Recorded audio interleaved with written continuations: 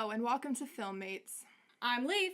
And I'm JJ. Here at Filmmates, we make use of both our film degrees and our real-life industry experience to analyze popular movies and shows on a more technical level. This week, we're taking a look at Game of Thrones Season 1. The one where Ned dies. The one where Ned dies. So, just as some context, I have never seen Game of Thrones before. And I've seen Game of Thrones many times and read the books. Prior to doing this, I had no interest in Game of Thrones, nor did I really understand why people liked it so much. But now, I'm binge watching through the entire show. So we've watched season 1 for this podcast, but we're currently on season 4 as of this recording. Yeah, season 4. And we got through that in about 3 weeks. And I realized shortly into season 1 that the reason why people like Game of Thrones so much and why they keep up with it is to watch the people that they hate die. It's a big reason. That is the main appeal. It's Schnottenfreude, or however you pronounce it. You're the one who speaks German. Yeah. It's like, that, and also you just kind of want to know where it ends. Like, what's the point of this? Where does it go? Yeah, what's going on? What's happening? This was a very interesting break. Very different from Spy Kids. Incredibly different from Spy Kids. I mean, it has that whole family thing to it, but that's about it. Oh, it has a family thing to it, but not necessarily a good family thing to it. I mean, the Starks seem like a good, wholesome Westerosi family. Yeah. The Starks, like, if Westeros had their own version of, like, Full House or something like that, I'm pretty sure... Well, actually, no, it would be Walder Frey, wouldn't it? Walder Frey would be the one with the full house. I mean, he has a full house. He has a pretty full house.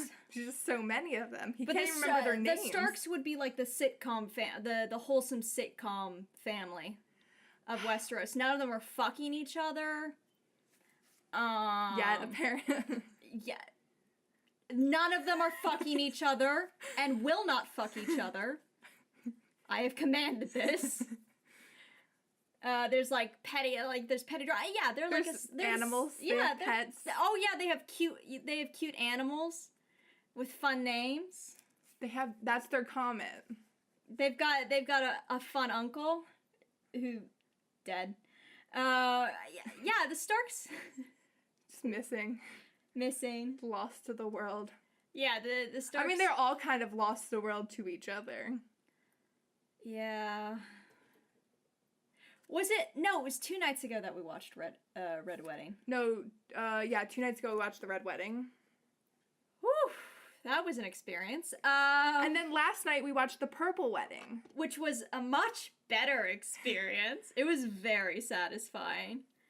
So yeah, Game of Thrones. There's a lot to look at in Game of Thrones. A lot of money poured into this show. And you can tell. Like, movie level money on every episode type money. Yeah. Actually, it's more expensive to do a TV show than I think it is to do a movie. Yeah, I mean, it can and can't be, I feel like, with TV shows. It depends on, like, a lot of TV shows that aren't like Game of Thrones get, like, clothing companies just throw stuff like Kohl's and things like that will throw stuff at the wardrobe department. I don't think Kohl's could throw anything at the Game of Thrones wardrobe department. I'm just saying is that, like, to do TV shows, it depends on, like, certain things. But also, like, sets are normally sets that stay on forever. You see John roll up in a nice pair of Levi's. Hey, IKEA! And an IKEA rug on his shoulders, which is actually true. Well, IKEA designed his wardrobe for seasons, most of the series, apparently. Oh, gosh. Which leads us nicely into our first topic, which is the art department. Oh, boy, the art department, for the most part. We'll get to the most part bit in a bit, but for the most part, they really knew what they were doing. Yeah, they also do good with locations. And the set designs are, like, probably the standout thing. I want to talk about the set designs a lot because Game of Thrones has what I would call A+ set designs. You got planes, you got levels, and they're very well used. Like, remember how in our Spy Kids 2 review last week, we talked about the set for the parents' ship and how they had those 2 levels, but they didn't really make use of them? Mm-hmm. Game of Thrones completely the opposite. They make full use of their levels and planes, and they just it's so visually interesting, and each location looks so unique, and it tells you a lot about the people who live there, as well as allow for some great blocking and cinematography. Yeah, like a good blocking one was like the Dothraki wedding, when you had like Khal Drogo and Daenerys kind of sat above everybody, and like even Viserys and them were like on platforms below them, and it was very, very interesting way of doing like levels and putting people above other people, or even like the Vale. The Vale one was also very well done, where you have, I want to say that I'm tied between King's Landing, like actually a 3-way tie, King's Landing, Winterfell, and the Vale are like the best locations on the show. Yeah, at least in this season. Yeah, but the set design for the Vale, gorgeous. So well done. The paintings on the walls, like the murals they have of the trees and the birds, is gorgeous. I love it. I like how they have the moon doors, very interesting. Yeah, done. With the CGI of it was. This was a set that was very purposefully designed with interesting blocking and camera in mind. You've got the moon doors in the center, but you've got Liza Tully and her son Robin up very high, so you can see as the actress looks down on you from her, like looks down her nose at you, and it makes for the judgment scene of Tyrion, the court scene for Tyrion. In the entire time she's looking down, and it gets these great angles, and then during the fight scene, Bronn makes use of the entire space. He weaves around the columns and goes up. Knocks a suit of armor and goes up on the stairs a bit. It's a very well used space, and then in the center of it all, you've got the moon doors and that constant threat there. You know that's there. Yeah. It's right in the center of the room. And for me, as somebody who read the books, so the moon door in the books is like literally a door that just opens off, so like you can walk through it. Mm-hmm. And I think it was a very good idea for them to change that and make it a giant hole in the ground. Because a hole is so much more threatening. Yeah, and like you can, it's like, I could step in that. Like I could trip and fall and step in that. Yeah, it's just so much more, and it's also kind of the central point of this whole set, which makes it even more interesting. Even do you know what was also a great set that I don't even know what they used, but wherever they put Tyrion. Oh, the dungeon. That dungeon. And I love the detail on the wall in the back where somebody wrote in their own blood, time to fly, time to die. I was like, oh man. Yeah, it was, you're like, people went crazy in here, and I can tell why, but like, I just really thought that was oof, and they kept on having the blocking put Tyrion right on the edge, and the entire time it's like, please don't fall, Tyrion, you're way too interesting to fall. I want to know where your story goes. And the slight incline that forces you to kind of roll down if you sleep at the wrong angle. Yeah. Oh, and I liked King's Landing. What I liked about King's Landing was it was a lot of the rooms, especially, are very empty. They're very open, very big spaces, but they're divided up well, so it doesn't feel like a bad kind of emptiness. It feels like a wealthy kind of emptiness. Like, oh, I have enough money to have all this space that has no practical use. And I liked how the rooms kind of opened out onto a terrace. And you have, like, great use of the ocean outside and everything. Mm-hmm. I also think that the really cool thing about the very wide open space is it leaves a lot of options for filming. Yes, it does. And they can do really interesting things within that. I feel like they especially used it. I like the scene, and how they shot they used the throne room a lot very well. Yes. With, like, Peter Baelish and Varys' character. They also use it really well with Sansa and her Septa. Mm-hmm. And I just think that was it was a smart room to use for these scenes where people are talking and discussing things about the past, because so much of the past happened in that room. Yes. And you can kind of, like, see it in the room a bit. And then you've got the Iron Throne that's so far up on those again, with the planes and levels you can have. And we almost never see Robert on that throne. I don't think I have... Do we ever even see... I don't even think we ever see Robert on the throne. If we have, I think it might have been one time. If that, I don't think we have ever seen him on the throne. I think that's... part of it is kind of showing that he is detached from the actual responsibility of ruling. Mm-hmm. And, like, doesn't want to... And then when Joffrey's up on the throne, it's like, oh, he's always completely flanked, for starters, by advisors and people. And he feels very... protective of his space up there. He also is kind of like leaning at an angle kind of, and like looks like he's like, yeah, like the actor did a very good job. Like he looks like he's holding on a bit too tightly sometimes. Yeah. To the throne. The actor did a very good job with that. And then Winterfell is great, and we were talking about this earlier with the way that their Great Hall is designed. It's completely the opposite of the throne room in King's Landing. Ned and his family are on the exact same level as everybody else. Yeah, like Arya and Robb and Sansa, which tells you and a the lot. kids were all sitting with the people who was in their household. Like Sansa was sitting next to who basically got cut out of the show, Jenny Pooley, who was just somebody who works at the house's daughter. So like. It's very interesting that they put them in with all the common people who work for them and live in the castle with them. Yeah, and then except for moody Jon Snow, who unlike in the books where I think his opening was way better because all he did was I have no reference. Was rescue puppies and then get drunk and cry. Relatable. He was outside. Isn't that the dream though? Just rescuing puppies and then getting drunk and cry. Basically. I feel like that's a good weekend, actually. That's every day for a college student. Except for the rescuing puppies We just dream about rescuing puppies. We just dream about rescuing very cute puppies that turn into big, bad, dire wolves. That can eat our enemy and protect us. What I also like is the locations that they picked. There's a wine cellar that they use for multiple different places. And I didn't realize, I watched this many times and I never realized it. I was the one who pointed it out. Actually, I was. Oh, no. No, I was. I was the one who pointed out that the wine cellar was used as the dungeon as well. Oh, yeah, but then I was pointing out, I pointed out the fact that Rickon came out of the same part of the dungeon.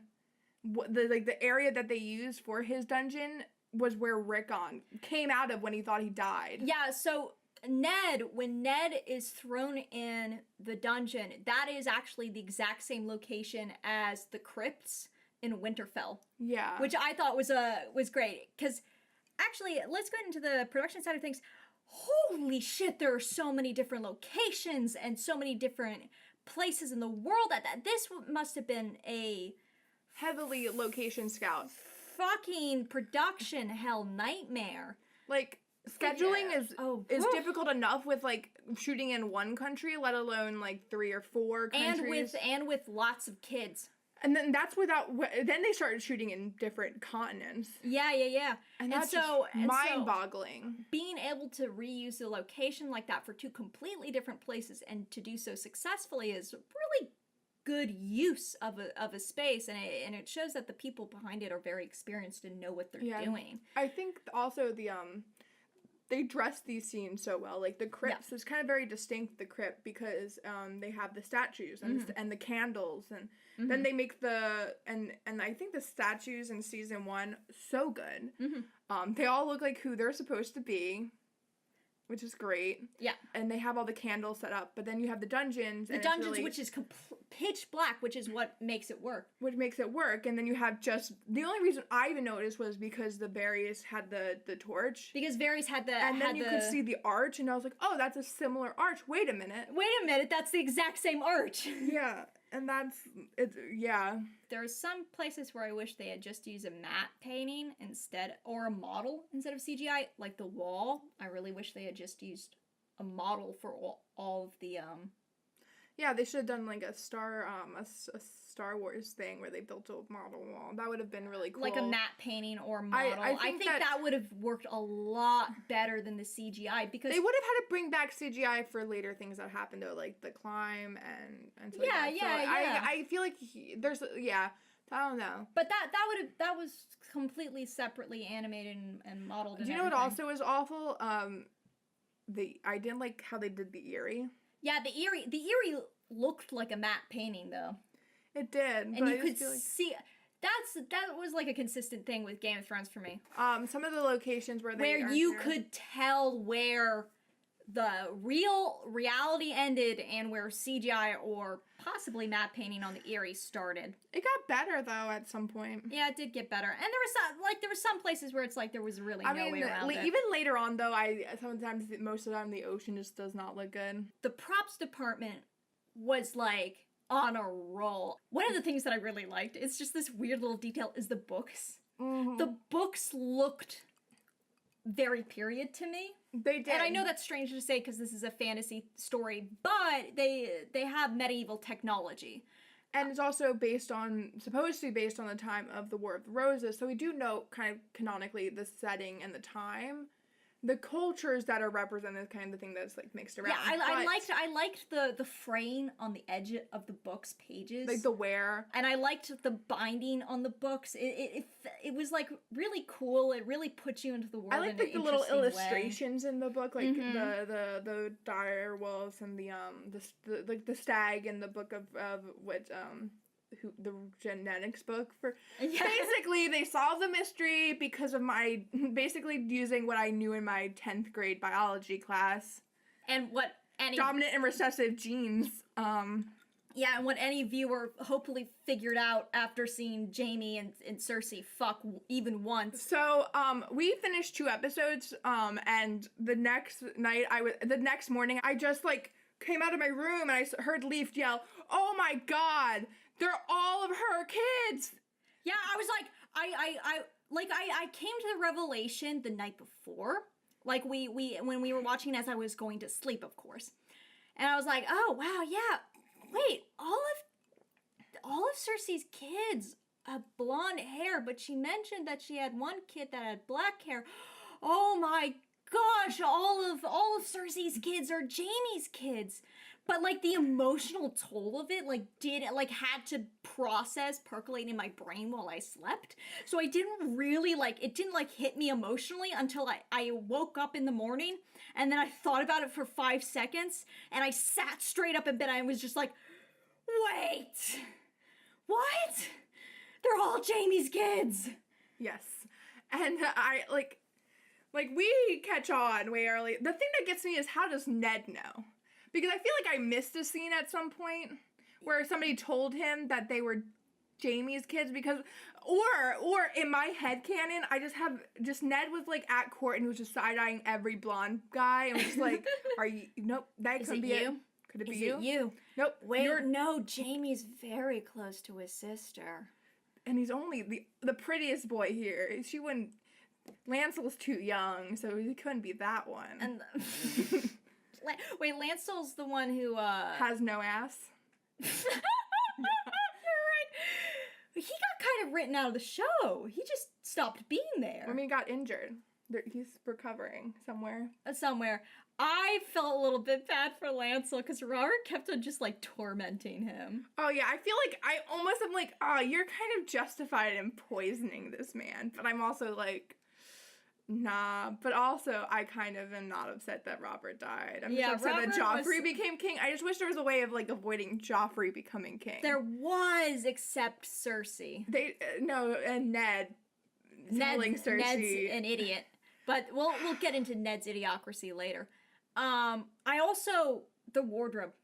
The wardrobe is great.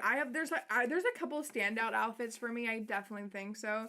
I really like Catelyn's pilot dress. I really enjoy a lot of Catelyn's dresses. I really like the green, and I think it goes well with her hair. So they put her in a lot of green and blue. It really emphasizes her eyes and her hair color very well. there's just a lot of, like, and there's also, like, a little other design touches within, like, costuming, like, the Hound's helmet, which is impractical, but really cool to look at. Yeah. I really liked how every location felt like it had very different styles of dressing. And I liked how they used that as a way of conveying character information. For example, Sansa is of the north, but she dresses very much in southern clothing, and you see... I think there's actually a weird mix of southern and northern stuff within her clothes. Like, it's like a weird mix. And like the materials are northern. I but I also feel like blue is technically a house start color, and so it's white. But I think it's very interesting that they put her in white and blue, and everybody else in blacks and browns and reds in her family, and I think that it does make her stand out. Yeah. Just like being the only redheaded sibling besides her brother, who they just tin up their hair instead of actually making them redheads.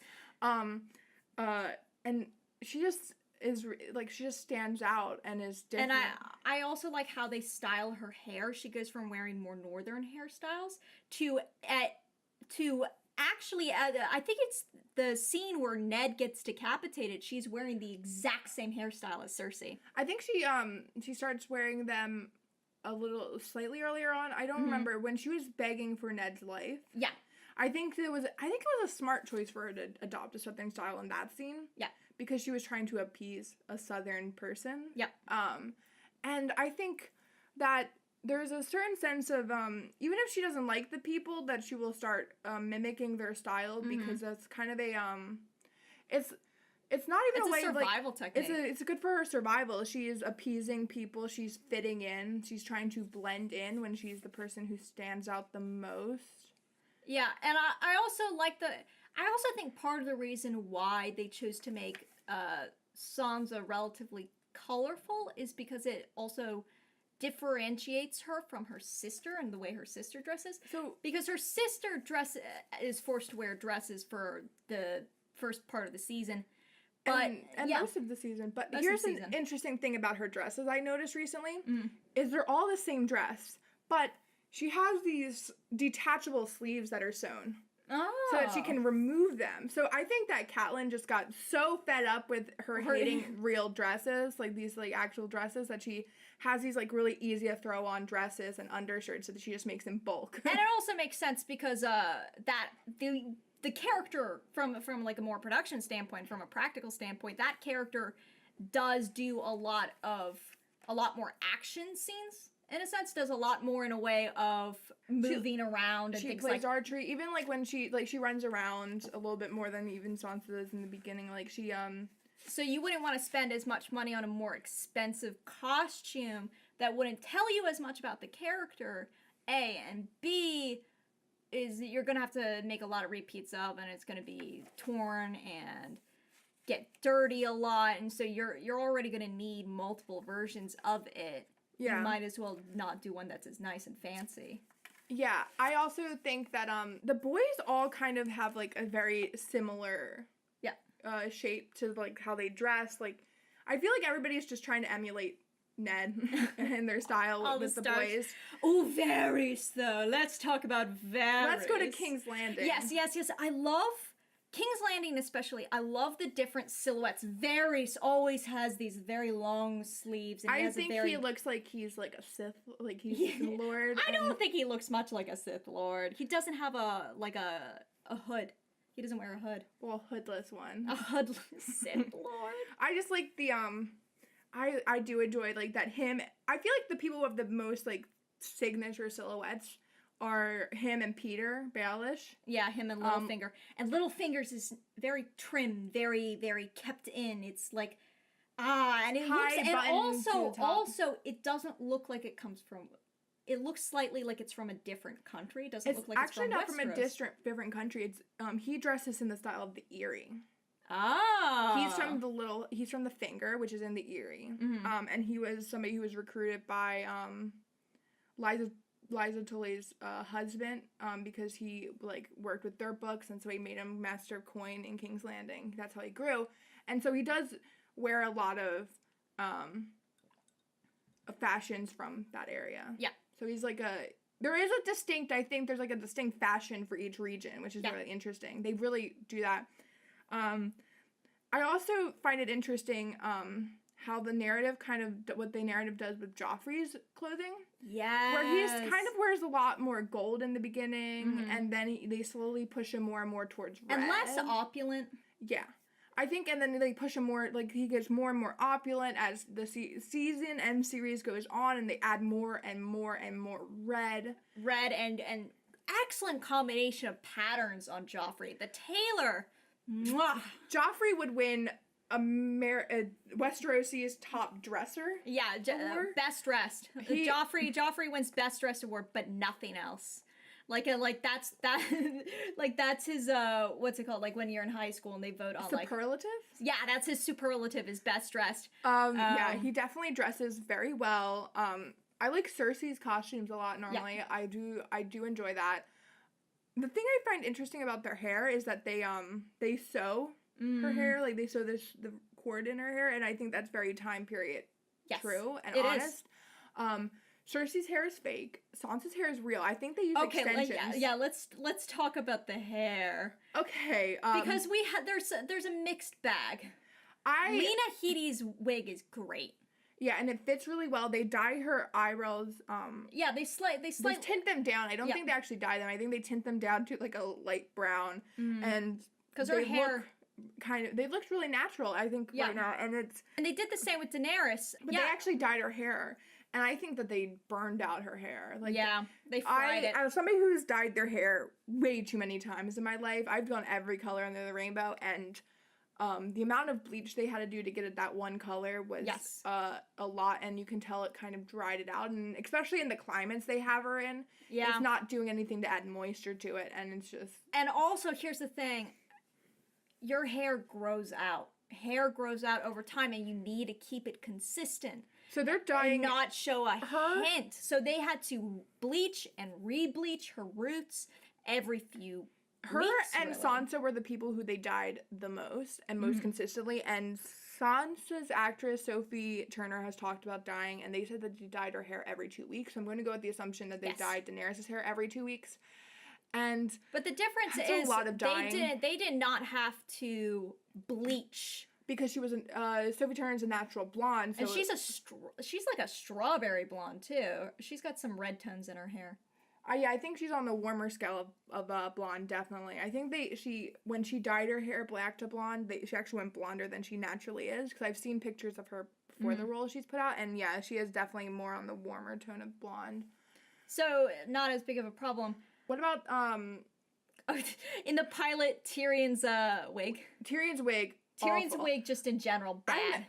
I always wonder. I'm pretty sure that that's Nikolai Coster-Waldau's real hair, Jaime's real hair. I'm pretty sure it is his real hair, but he also has some great looking hair. Yeah. He looks like Prince Charming from Shrek. And then there's also they bump up the reds in Rob's hair a lot. Two mixed results. And I feel like it's not consistent enough, in my opinion. Yeah, that's the big thing. And they also bump up the blues of his eyes.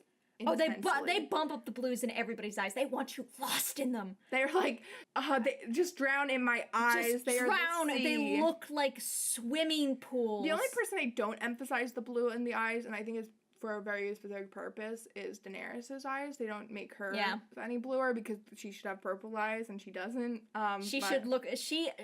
She should look like somebody's OC from their middle school Twilight fanfic. But with purple eyes. Well, yes, the purple eyes are implied within that description. But no, that's red eyes or gold eyes. Oh, no, but purple eyes too. Do you remember being in high school and hearing about that fake ass condition where you don't have leg hair and you don't get a period but you have purple eyes? No. You never heard about that? No. What? Yeah, like people are like, oh yeah, there's this condition where you don't get your period. Okay. But you have purple eyes. And like... Yeah, I don't know. Don't know. I've never heard of that. That was exclusive to your high school. I'm pretty sure we'll have to ask around. We'll have to do a poll somewhere. We'll have to do a poll. going off of from Daenerys, here's one other thing about Daenerys. I really wish they burned off her hair. I think At the end? yeah, when she did the dragons, because yes, when I was watching it for the first time live, I was like, they're gonna burn off her hair, and I was so excited, and I was like, Amelia Clark has good bone structure, she would be able to pull it off, and they didn't, and I was very upset because I was like, why are they gonna do this? My only other issue is, this is going to be a very strange issue, but pubic hair. Yeah, they are not doing period traditional pubic hair because the male gaze. Because the male... Okay. Here's what gets me. Waxing did exist somewhat in that time period. Yes, waxing, but and it was, I could... very dangerous. Here's the thing. All the women who played prostitutes, okay. But, like... who was it? Maybe this is in a different season, I'm thinking. It was a different season, but it's the wildling I think you're talking about, because you were noticeably shook by the fact that she had no... I was like, she's a wildling. She barely brushes her hair. She should have a bush. The same thing, both of the wildling women should have had bushes. Yes. Yeah. But that's a different season. Yeah, but going off of, then there's also Khal Drogo. There was no leg hair on any of these women. Yeah. Like, this is supposed to be based off of the way people did things in medieval times, and women in medieval times did not shave their leg hair. Yeah, even Sophie Turner, like, Sansa should have had some leg hair when she had her period scene later on, but, like, yeah, no, nobody has leg hair. Nobody has underarm hair.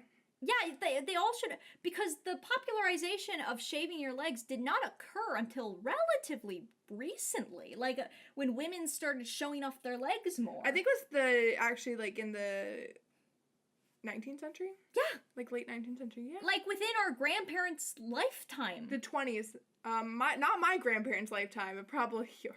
But yes. My grandmother bleached her hair.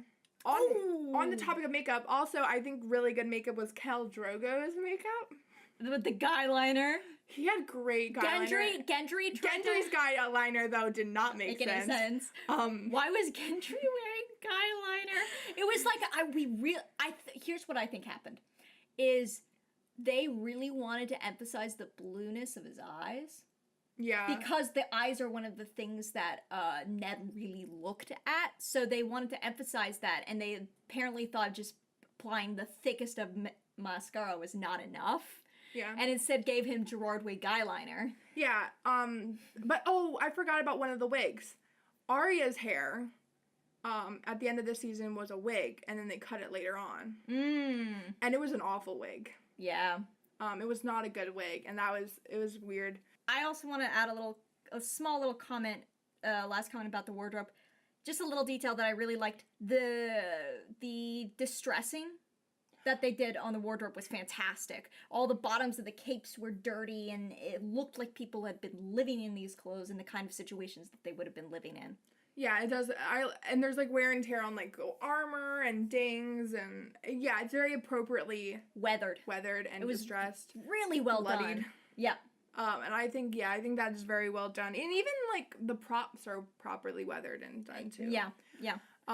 But while like, the standard makeup was pretty good, like, I liked the fact that they didn't over-makeup a lot of the women. I like the fact that, when, Catelyn is really upset about Bran's fall, and her face is very, they do a lot to make her look even more sadder and, like, a little bit older feeling in the face. Yeah, and then after Ned dies, Sansa, the first you see of Sansa... I remember, I actually, like, put a note in... Like, I wrote down on the notes, the first time we see Sansa after Ned dies... You see the red under her eyes. They did a very good job of putting... And not sleeping. I wonder if they just had her actually just rub her eyes, or... I think there's a slight... they use, like a little bit of like a red makeup. Gel, cream makeup under her eyes, because there's... And then they But that was the only makeup. They didn't even put... I think they even did a red eyeliner in her eye. Yeah, I don't even think they put mascara on her, and she looked like shit.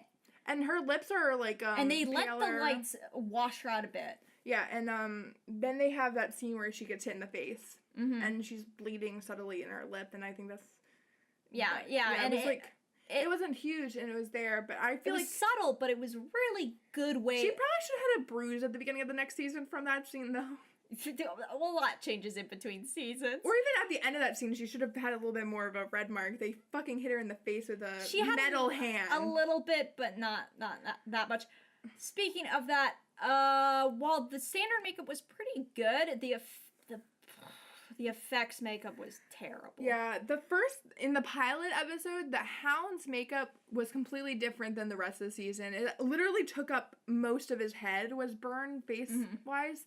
And then they switched it to like less, which I think was a good move, but it still didn't improve, in my opinion, that much. Yeah. It got better over time, but it was still not there good. was some like rookie mistakes that I saw in the makeup. Like, for example, there's a scene where we see Ned's chest, and he's got these scars on his chest, and you can see the shine of the sealant that they used. Like, they didn't powder it down. You could tell it was fake. You could tell. Yeah. It did not look good.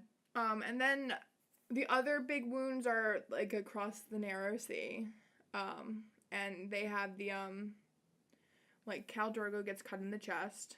Yeah, and that looked bad. Every version of it looked bad. The pumice version, version. Here's the problem. They lift up the bandage, and you're supposed to see this wound, and it's supposed to be like gross and really infected, but it all just looks like this just mass of like blood. So they didn't like really get in there and sculpt any like gross parts of it and like show you the infection. It was all just like a mass. The only reason you even knew he was dying was because he looked like death, and Jorah goes, "Oh, he's gonna be dead before the night's over," and he was like, "Okay, I guess he's dying." And they made him look a little bit paler. Yeah, and so I'm like, and he looks sweaty. Yeah. I think his acting was more the reason why you thought he was dying than actually any of the wound. Because that was a baby wound. Like, how did he die from that? Yeah, that confuses me a little bit, right? Okay, so... He didn't take care of himself. The Dothraki are a warrior culture. Surely they have encountered wounds before, and surely they know how to dress wounds. But he's just like, I'm not gonna listen to anybody. It makes no sense. Even if the woman were to have fucking dressed his wounds, like, why? It doesn't make any sense. And the man has been in a bunch of battles. It's purposeful that he like didn't listen to her. Like, even though like he didn't even like have his own dog. Like, they didn't even have a medical person with them. And I'm like always confused at why the Dothraki, who are a warrior culture, didn't have. Do they just expect anybody who got wounded to just kill them off because fuck people who get wounded? No, that doesn't make any sense. It doesn't, but I'm just like, is that like the thought? Especially because like you see the other Dothraki, and I think even he have scars and wounds. Okay, the one scar on his head was actually Jason Momoa's real ass scar. But yeah. But like, you would expect a warrior culture to have a medical person with them? To have some sort of medical, or at least to know to wash a wound. And that was such a small wound, and it was cut with a clean blade. Yeah, it wasn't like he cut him with a blade that was like sitting in the... Rusty and covered in tetanus. Like, he died If he had died of tetanus, if he had been cut with a rusty nail, okay, I would have bought it. Who died the worst death this season? Stupidest death this season. Okay, that's because Ned also dies this season of stupidity. A large amount of people die as a result of Ned's stupidity. The Septa's bravery of telling Sansa to run is underappreciated. Yeah, She's very brave to tell Sansa to run away and just walk into them when she had no means of defending herself. Syrio Forel was great. But they died because of Ned's stupidity, not their stupidity. Syrio, best man. I loved him. The dance master. Oh, he was my favorite character. You're not a boy, you're not a girl, you're a sword. I was like, oh. So we were watching the scene where so it was us and our animation roommate, and we're like, they and I looked at each other. Yeah. Like, and we were like, that's my new gender now. Gender's sword. There is no boy, there is no girl, there is only sword. I love it. Best line. They picked a great actor for him. The one thing I will say, the sword is would it be proper to call him sword as opposed to he? I don't know. what pronouns would sword use? It's Swe? It's an object. Are they an object? Swee swoo? Sweet Swoo. I like that. Sweet Swoo. Yeah, but no, the one, like, special effects makeup that I really did like was, and it was I may be biased because the scene was also just satisfying to watch, and I was, like, cheering it on when it happened, was when Viserys dies, and they pour the gold. I just think that was a good effect that they did, and the burn makeup on his face was like really, really good. But it is one of those scenes that it happens in the book as well, but you have to like suspend logic for it to work because like how did they melt the metal so fast? How did they? I mean, gold has a pretty relatively low melting point, but still, it was quick as shit. And it was like fast. Wow, this is not. I think that was very well done, scene in general. I think the acting was great. I think there's a certain tragedy to Viserys' character that was captured very well by the actor. It's certain tragedy, but I don't sympathize with him. I mean, I don't think you have to sympathize with him, but there's like a certain like tragedy of his character and his role in Dany's story, and also the role of his father in his life. Like, he was never gonna be king. He's, like, destined for doom. I think that there's a certain... and then a bunch of scar makeup looked just terrible. Do you know what wound was actually not too bad? Robert's wound from the boar accident. Actually, you know what? You're right, but we don't really see that wound as much. You see it, like, once when Ned just, like, looks at it and he's like, oh, that's And it's, bad. like, still very bloody, so... Yeah. I mean, and that's not a hard bit of makeup to do, but it looked good. Yeah. But what I will say on the special effects makeup side is their prosthetics were very good. They had good fake heads. They had great fake heads. One of them was beautiful, the beautifulest and fakest. And it's just weird to think about how like all the people, like just in some context, whenever you see a fake head like that, that means that they had to cast the actor's head. And the process of casting is a little bit like being drowned in cement, buried alive, and it's terrifying.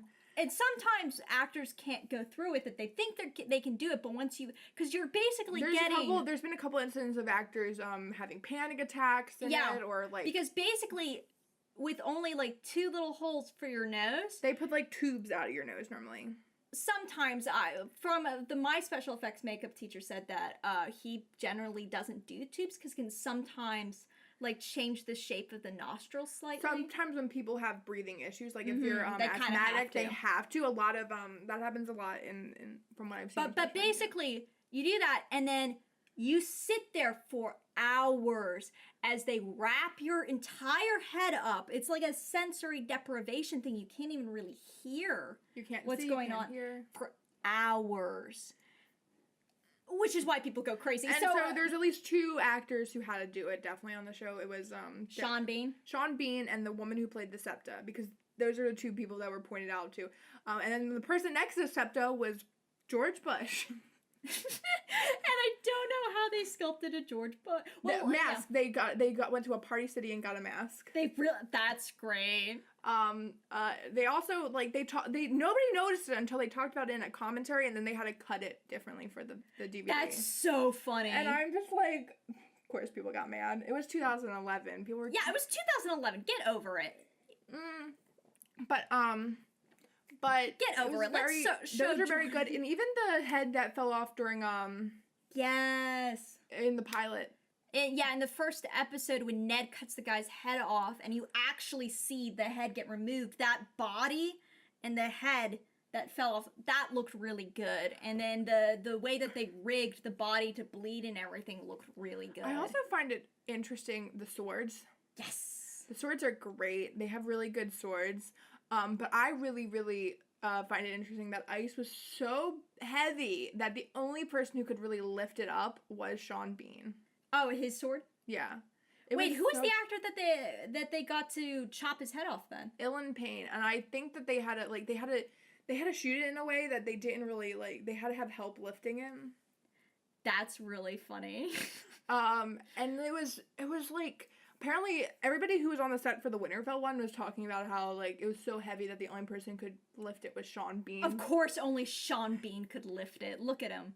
Look at him. I also think that the fight scene between him and Jamie wasn't that well because Sean Bean has way more. Yeah. Sean Bean of Lord of the Rings and like everything.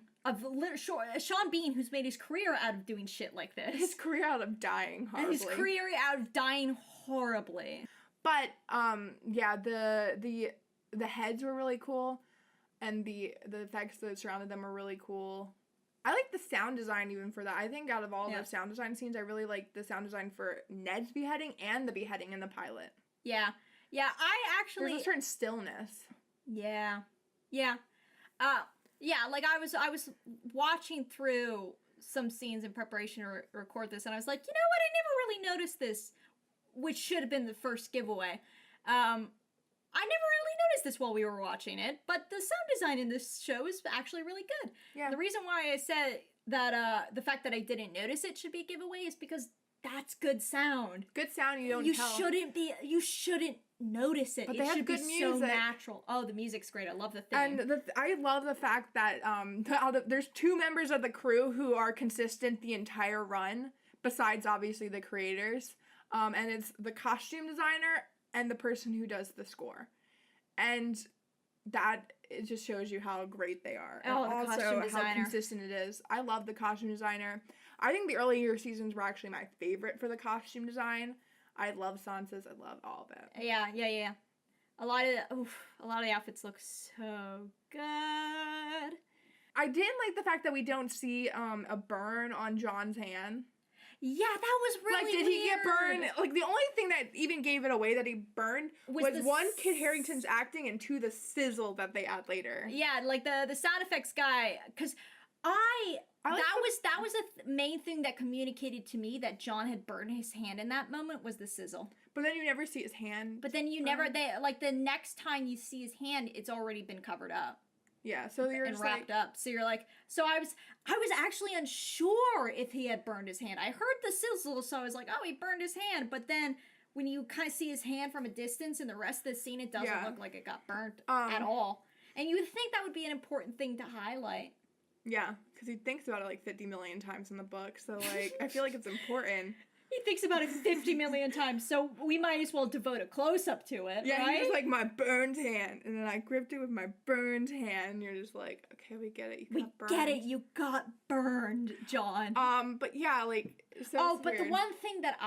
The one piece of, like, prop weaponry that I didn't like the look of is actually the sword that Jon gets from... You don't like it? I like the sword bit. The handle of it looks like plastic. Supposed to be wood, but it's I get supposed to be wood, but it looks like plastic. Okay, I don't know. I just have I don't know. I don't have. It looked like plastic to me. I could see that. Yeah, it just didn't look good to me. It looked so hokey. In comparison, it looks like Ghost. Okay. It looks like Ghost. It looks like that was another problem. Not nearly enough Ghost in this season. There's not nearly enough direwolves ever. Yeah, there should be 20 times more amount of direwolves than we see. I demand it because direwolves are great. Because direwolves look great. I don't mind cutting a couple dragon scenes if I could get more direwolf time. Actually, yeah. Like I love dragons, but puppy. Yeah, like big puppy. Even bigger puppy. Oh god, that puppy could kill you. Oh, I could ride. I'm a very short person, so I could this is in the future seasons, but they get big enough that I could conceivably ride one of those things. I feel like Bran should ride a direwolf at some point. Yeah. Why isn't Bran riding his direwolf like a noble steed? Because it's not really there. Because it's not. That's true. That's fair. It would have been awful. But I'd cry every time a direwolf dies. Yeah. I cry a little bit more. I cry more for the direwolves than the people. I think we've covered kind of like all the art department stuff that we really liked. That's the end of part 1 of our Game of Thrones Season 1 review. We will have the second part up soon. Just a quick few bits of housekeeping. We have a Twitter, a Patreon, and a YouTube. Our Twitter is FilmmatesPodca1. Our YouTube is Filmmates Podcast. And our Patreon is also Filmmates Podcast. We have an email, filmmatespodcast@gmail.com, which you can send us in questions or suggestions for future episodes. We'll have part 2 up soon, and that'll be it for this part.